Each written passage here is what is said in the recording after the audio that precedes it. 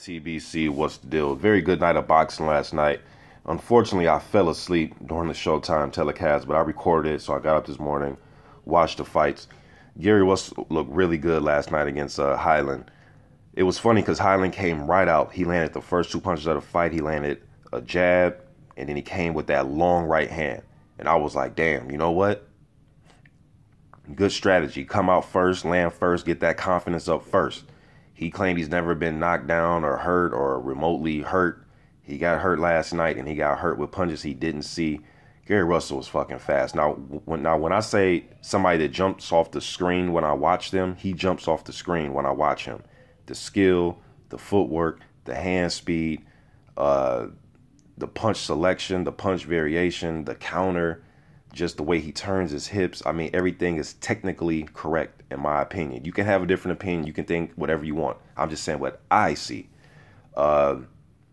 He comes from a boxing family. We heard of the Russell boys. I used to train at a gym with a guy that actually beat one of the Russells in the 2007 PAL National Championship. He actually beat him. Name is Jamal James. Some of you guys heard of him. Jamal's undefeated right now, fighter. But Jamal James beat one of the Russell boys in the 2007 National Tournament. But they're the only four set of brothers that won the National Golden Gloves. You know what I mean? So fighting family. He looked good last night, man.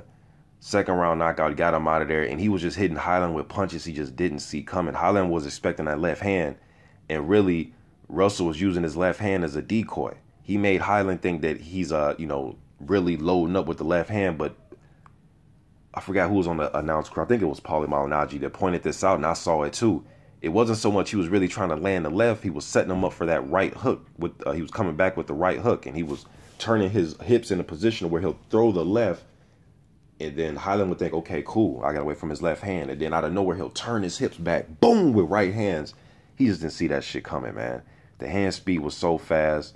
Hyland tried to come out and initiate the jab, like I said, when the fight first started. But once, Russell started to just catches, and that's another thing. When a guy starts to catch your jab, like how a pitcher and a catcher just has his men out there waiting for the fastball or waiting for the baseball. That's what Russell was doing to him. Roy Jones would do this a lot. Vitaly would do this a lot. A lot of fighters would do this, is where they'll knock down your jab and they'll have their hands already out there, out in front of them, just knocking your jab down, knocking your jab down. Then it got to the point where he was able to knock Hyland's jab down and then come over with his jab. And once I saw that, I said, damn, he's controlling the range by just knocking his jab down, knocking Hyland's jab down. Just too much, man. It was too much speed, too much footwork. Gary Russell's on another level than a guy like Hyland. But the fight I want to see, I know he's calling out people, and I know Lomachenko got other things going on, but I want to see him run that back with Lomachenko.